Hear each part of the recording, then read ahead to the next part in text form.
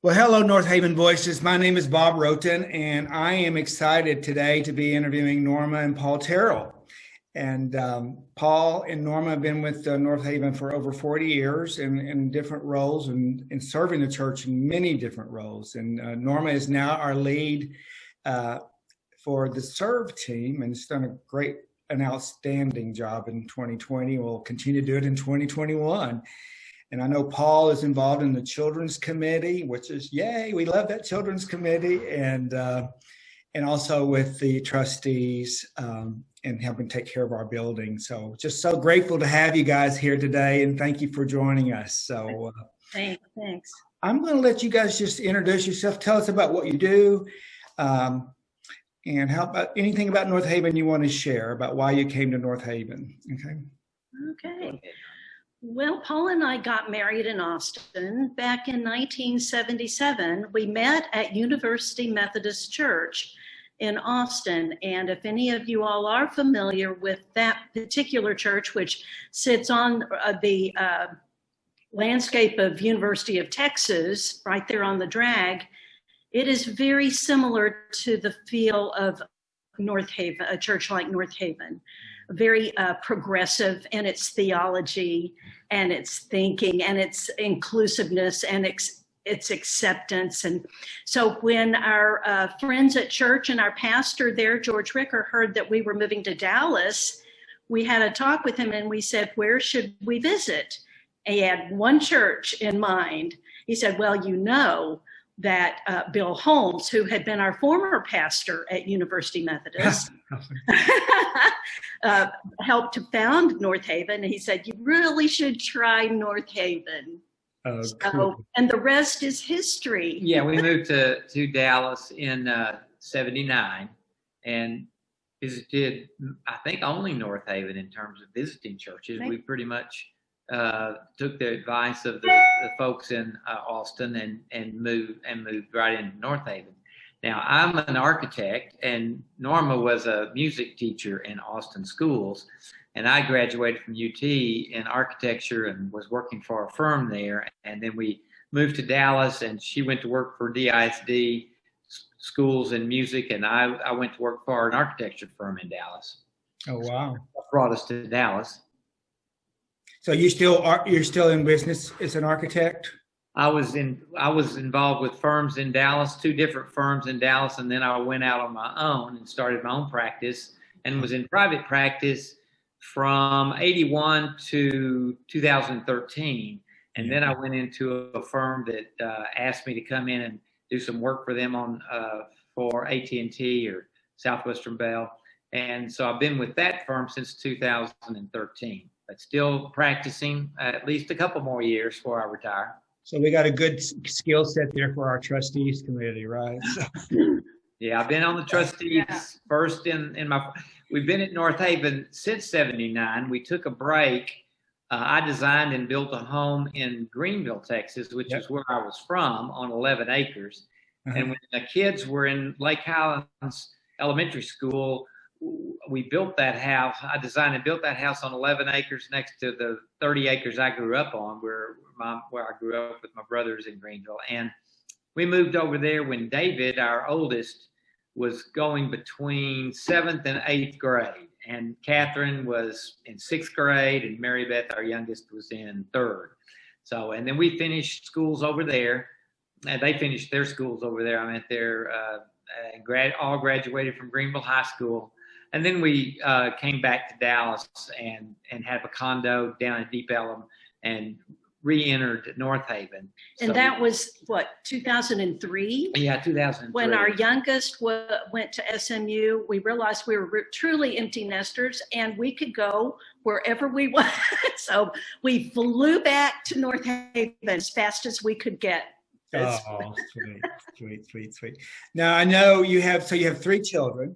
And I know Catherine and her husband, and of course, Joe and Emily live here. And missing Joe big time because, Tim and I are one of the teachers. So we miss seeing him. So, and didn't you have a family in New England? Is that right? We do. Our son, who is our oldest, David, and his wife, Kat, live, they have done a migration through his medical school training from Cincinnati to residency in Chicago to fellowship at Harvard in Boston. And now he has assumed a practice in Brattleboro, Vermont. And she is a labor attorney for the NLRB, the National Labor Relations Board. Wow. So they're a busy couple with 2 young boys, ages 8 and 5, Louis and Emerson. So yes, so we love going up to New England to see them. And then our youngest, she and her husband are in Austin with their 3 children. The fun thing about this is that we had 7 grandkids within 7 years, really 6.5 years. So we have this little cadre of little people that are all kind of close in age, and it makes it really fun. That does a lot of fun, yeah. So with the COVID, let me just ask you this: it's add some challenges for you guys to be together. I know y'all just came back from New England, but so that would be the question I have. What has been the biggest challenge for you guys during the COVID times, having the family spread out, and how do y'all cope with that? So. Well, we've been doing some FaceTimes with everybody. We do it separately with families, and then we did a brief Thanksgiving Zoom with all the families. But the kids get a little out of control when there's 7 of them on the screen. So we try to do it one family at a time, so we can visit with the individual families. And so we did that as well over Thanksgiving. We each did a video with each of the families, and then a Zoom with each of the families, and then a Zoom meeting with everybody. Okay. So that's been the primary way. We like you said, we got back from Vermont. We had we did a 2-week quarantine in Dallas. Wow. And gotten the test at a drive-through testing site prior to leaving. And Vermont's rules were that if you do the 2-week quarantine and take a test and it's negative, you can come into Vermont. So we drove up to Vermont and spent a little over a week with David and Kat and the boys, and then drove back. And then once we left, we heard Vermont close their borders again. So they're not letting. And the family in Austin, it's basically video, basically FaceTimes, although Norma's teaching one of our granddaughters down there piano lessons on Zoom or on FaceTime. Really? And so she's doing that, and we do FaceTimes with the kids and try to keep up with them. But we've only been to Austin 1 time this year. We normally do several trips in a year. Yeah. And I would say the biggest challenge, surprisingly, is with our family here in Dallas, because we were considered in their bubble when school first started up, because they elected to do virtual kindergarten. But after the first 9 weeks, they decided to go ahead and put him in face-to-face school. And at that point, our daughter, Catherine, decided, okay, guys, he's now in public school with lots of kids, lots of teachers. Even though they're trying to follow protocol, it's not safe for you any longer to be in our bubble. So we can't see Joe and Emily right now. So normally we would be seeing them on a day-to-day basis. And so I think that's been no in-person with the biggest challenge is watching our own Dallas kids on FaceTime. Right, because they're just a quick drive on the road, right? Yeah, but we can't. But we understand that it is the responsible thing to do. And we also they were the family that came to Greenville and visited at the country place regularly, and we can't visit with them so that they can go over there this weekend because they enjoy camping and being at the house. They call it the big house. They go to the big house in Greenville, and all the grandkids call it the big house. So this weekend, Catherine and Jay and Joe and Emily will all go to Greenville and spend Friday night and Saturday night, and we won't get to be there with them. But we'll drive over Sunday afternoon and be there some this week. I'm working a lot remote right now because of the COVID. The firm I work for has allowed me to work from home. I have a a VPN, so I can dial into work and sit and work just like I'm at the office on the computer that I have there, their computer. And I can also do that remotely from Greenville. My younger brother, Rick, was diagnosed with COVID, had a positive COVID test come back right after Thanksgiving. And we had not been around then, but I'm trying to just stay quarantined because of the spike in Texas with COVID. Me too. Yes, that I will be at the church in the South parking lot on Saturday for to work with Ron Wilhelm. He'll be selling all of his goodies from Guatemala, and the Carter bus will be there. The Carter Blood Care bus will be there, and I will also be distributing cards for Alternative Christmas. So I've gotten out to do a few things like fun things like that. We're safe, and it's pretty controlled and very protocol. Black tie was fun. Yeah. That was a pleasure.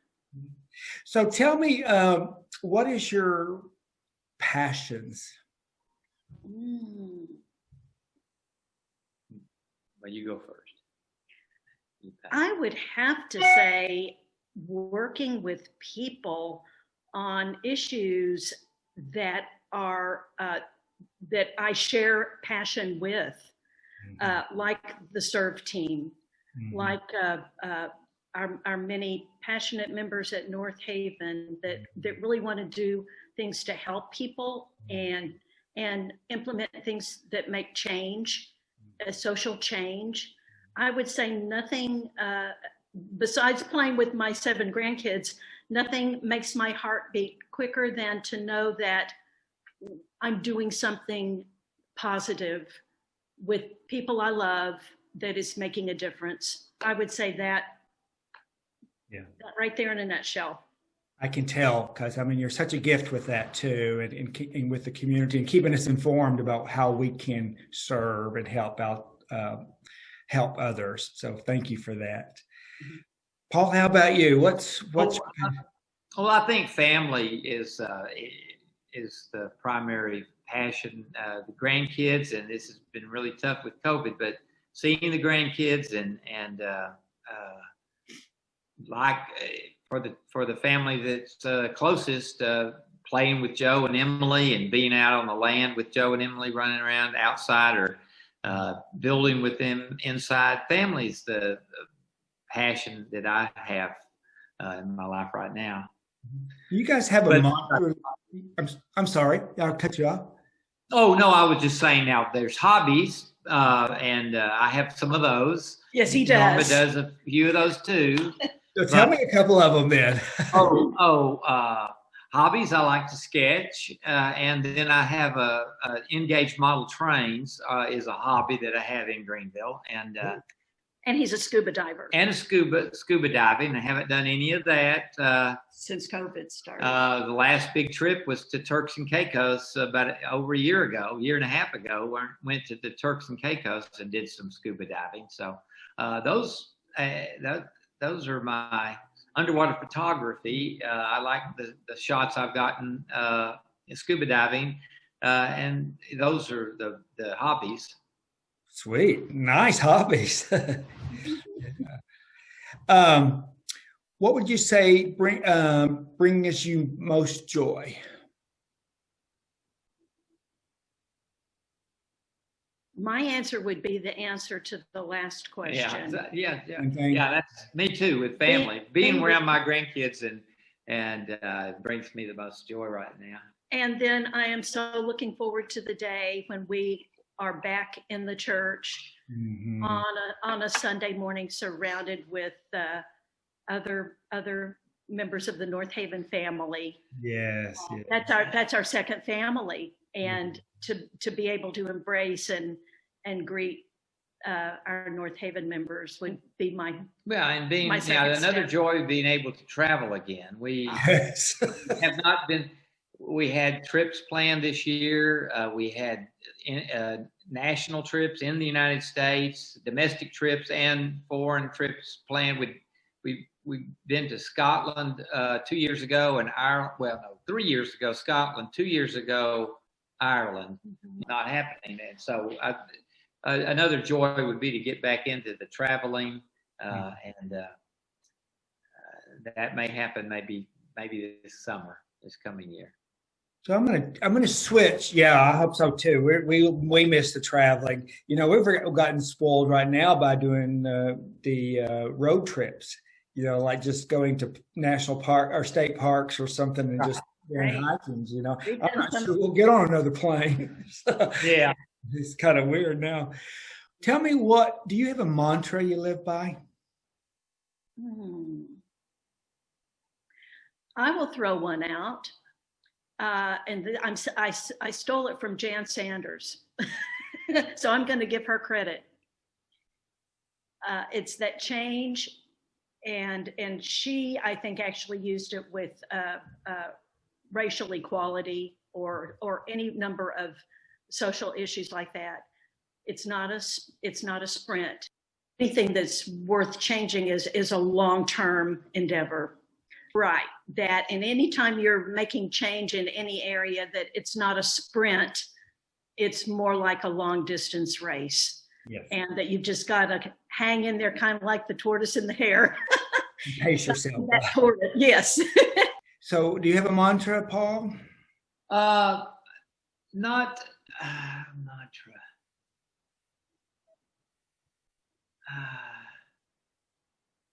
Not that I would need to think about that. Maybe get back to me on a mantra for me. Okay, I can do that. So do you have a spiritual passage or a Bible story that you just connect to that means that you live by, or there's something that in your journey of your spiritual journey that you connect with? Oh, well, the story that I always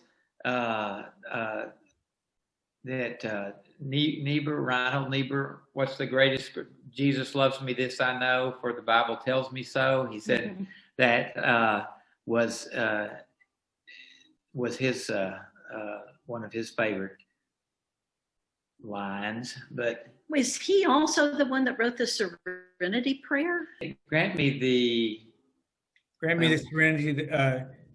To change the thing, grant me the courage to change the things I can change. The wisdom, the serenity to accept what I can't change, and the wisdom to know the difference. Yeah, something like basically. that. Yeah, I like that too. My mother lived by that one as well. So something important to live by right now, because exactly. There's a lot we can't change, like we can't get our vaccination tomorrow. I know. Exactly. Excuse me. So, how has your life been different than you imagined?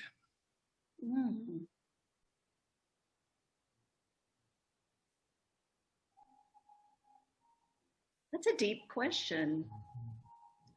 No, I think it keeps moving faster. When you're in middle school, you think you'll never get to drive a car. Everything stretches forever. It seems like forever till you get. Years last forever. Summers, but when the older you get, the quicker things start moving. And boy, I can't believe we've got 2 first graders and a second grader. The kids third grader. Third grader. The kids are going to be out of high school, and I think it's going to be like tomorrow. And so things are moving quick at this age. It does. Because I just say the same thing. I was like my first grandson was born, I think it was just yesterday, and he's 7 years old. Yeah. And I think that you decide that if there's something that a bucket list, so to speak, or something that you really want to do or accomplish, you better not wait around. Yeah. You better get busy. If it's something that has been sitting back there in the back of your mind, take the leap, go ahead and go for it. Yeah, I would say that, I wanted to get into scuba diving from the time I was 5 or 6 or 7 years old because of Sea Hunt. But remember that stuff. Didn't have the time or and my parents were teachers, didn't have the money to get in it. It's pretty expensive to get in. And I thought, am I ever going to do it? Well, with the kids gone, and I didn't even take scuba diving lessons till 56. or 57. You're too late. And I started scuba diving, and I've been scuba diving, for 10 years. I guess it was early 50s, because 51, 52, 53 or 4, I took the lessons, because I've been scuba diving like 10 years now, and I have lots of dives in. But if I had said I'm too old, I wouldn't have ever gotten to scuba dive and see the sharks swim within a few feet of me. And there you go. I just, I think that's, if there's something you've always wanted to do, you better do that. So would you say you took the plunge? Yeah. Yeah. I was going to say, you just said your mantra. You get it. Went off the deep end. Yeah, exactly. All right. So this is going to bring us to a wrap at the end. So this one is, how would you want to be remembered?